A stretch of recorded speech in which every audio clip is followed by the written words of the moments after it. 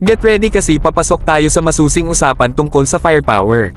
Narito na ang BRP Hermenegildo Year-O, ang ikalima na Shaldag MKV Fast Attack Interdiction Craft Missile Boat ng Philippine Navy, fresh from Israel Shipyards.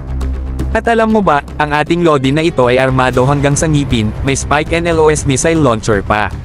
Imagine mo na itong maamong barko na ito na dumadaan sa mga alon, handang ilabas ang kanyang dekalibreng naval dominance. November ng nakaraang taon, nakuha na ng Pilipinas ang dalawang kagilahilalas na barko na to, at sinasabi ko sa'yo, ang larong pangkaragatan ay hindi na kailanman magiging pareho.